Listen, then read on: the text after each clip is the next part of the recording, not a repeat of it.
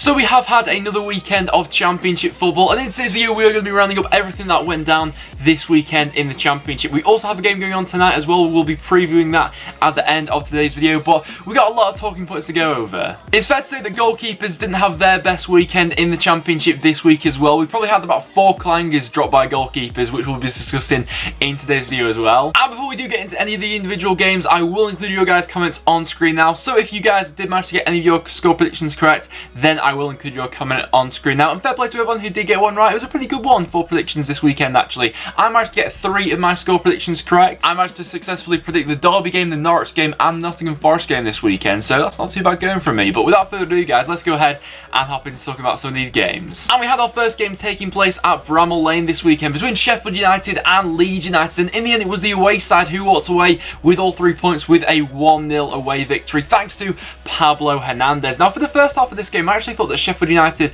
came out quite well for this one. It was quite an open first half, both teams having a lot of chances for this one, and it was just in the final third of this game where the home side were let down really. I thought some of their build-up play was looking quite good for this one. David McGoldrick definitely should have had a couple of goals for this one with the amount of chances he was actually getting to. He was getting some really good positions for this one, but Bailey Peacock-Farrell in goal for Leeds United was level to all of his shots, and it really just was Sheff United being quite wasteful in the final third, which did come to haunt them in the end. Going into the second half, I thought that Sheff United weren't quite looking the same as they were in the first half. Their performance level seemed to dip down a little bit, and you know, normally so far this season we've seen Leeds go into games and absolutely dominate them. That wasn't really the case in this one. Sheff United gave a good account of themselves, and Leeds didn't actually have that much of the ball, especially not as much as they are normally used to. But in the 82nd minute, Dean Henderson, the Sheff United goalkeeper, did have a bit of a nightmare. A back pass coming in from John Egan sent him a little bit wide of goal. He tried to keep it in play and then squared the ball straight to Jack Clark of Leeds United, and he then squared the ball to Pablo Hernandez to have a tap in to make it 1-0 to Leeds United. A really disappointing one from Dean Henderson, because so far this season he has been excellent, probably has been one of the best goalkeepers in the Championship so far, and up until that point in this game he was actually having a very good game as well. He's making some tough saves to keep Sheff United in this game, but in the end Pablo Hernandez sealing all 3 points for Leeds. So a massive 3 points for Leeds considering their record at Bramall Lane over recent years. The only real negative from a Leeds perspective from this game was that Liam Cooper did have to go off injured, and it looked to be quite a bad injury actually, but apart from that, a good 3 points from Leeds. And then we have Birmingham beating my team Preston North End by 3-0, and I mean, where to begin with this one? Preston had a bit of a nightmare in this game. And going into this one, though, I think that, you know, as soon as I saw the team sheet for this one that Preston were going into this game with, I didn't really expect to get anything from it, to be honest. We got about 6 or 7 first-team players out injured at this point in time. Ben Pearson missing for this one was an absolute huge blow for us, as we sort of came into this game looking to play for a point. You could sort of see that by the way we were setting up for this first half. We weren't looking to leave a lot of space in behind, and going forward, we were looking quite limited, really. Louis Moult did have an overhead kick,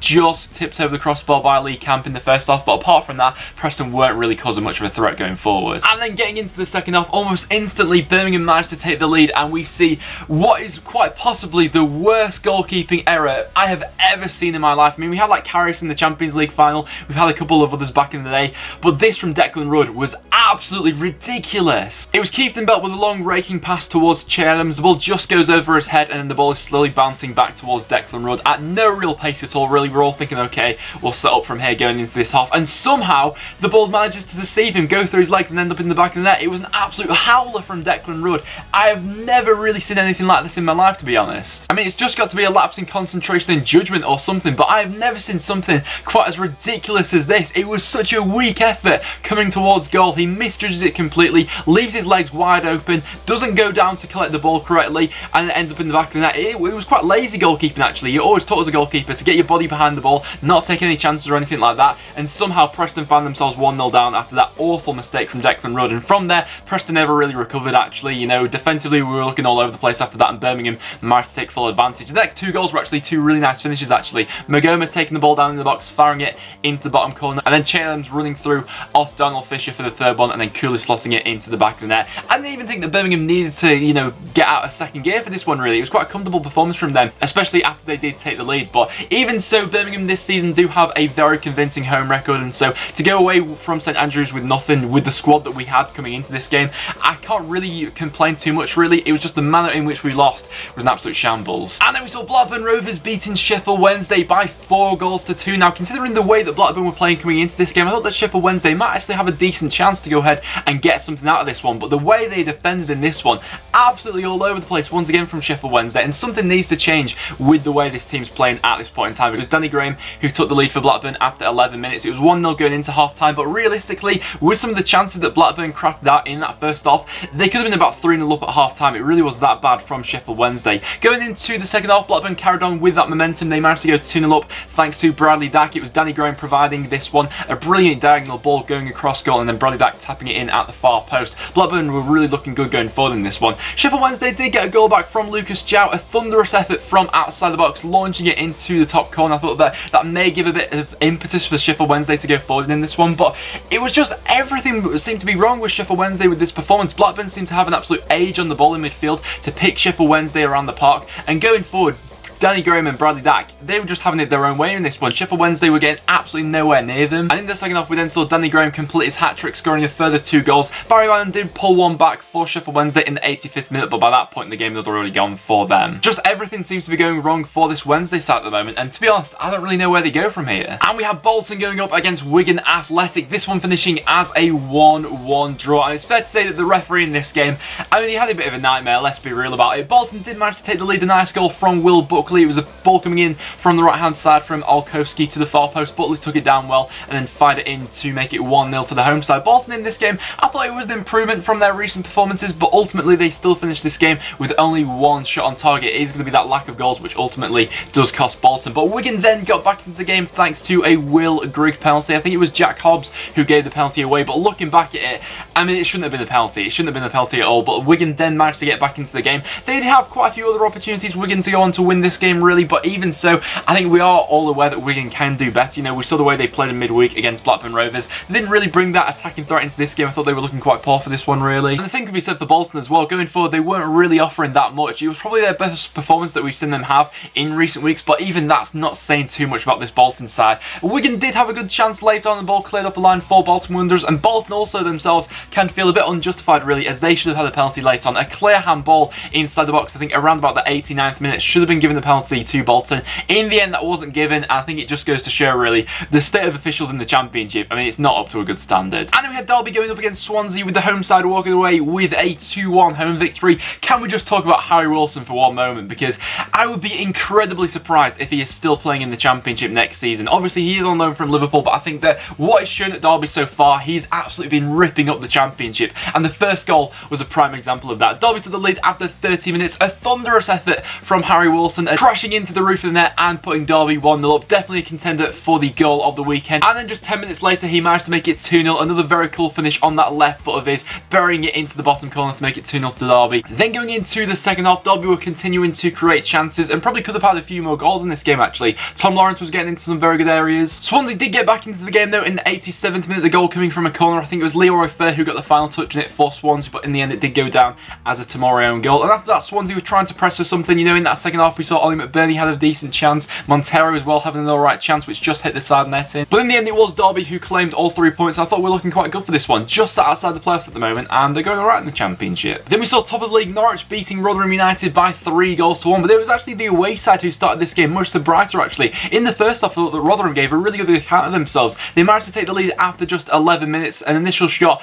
parried away by Tim Krul from just outside the box, and then Richie Towell managed to follow it in to make it 1-0 to the away side. After that, Rotherham continued to surge forward and actually had some really good chances to make it 2-0. Will Vokes hit the inside of the post for Rotherham. They also had a couple of other chances in that half as well, and Norwich weren't really looking up to their usual standards. However, going into the second half, that's when we really saw Norwich start to come into their own. They were creating a lot more chances in that half, and Rotherham, you know, they were working really hard off the ball, but eventually the quality of Norwich was able to tell. It was Cantwell who got Norwich back into the game. I think his first goal for Norwich City in the 55th minute. A pullback from Timu Pukki and a nice finish into the back of the net managed to make it 1-1. After that, Cantwell then turned provider, a ball into the box into Max Sirens managed to make it 2-1 to the home side, and then a bit of sloppy defending led to Timu Pukki making it 3-1 to Norwich in the end, and Norwich were able to claim all 3 points of this one. In the second half, they did take control of the game and were looking a lot more positive going forward, but even so, I thought the Rotherham gave a good account of themselves. So in the end, 3-1 to Norwich, still sat top of the Championship. What a ride it's been for them so far. Then we saw Forest going up against Ipswich with the home side picking up all 3 points with a comfortable 2-0 home victory.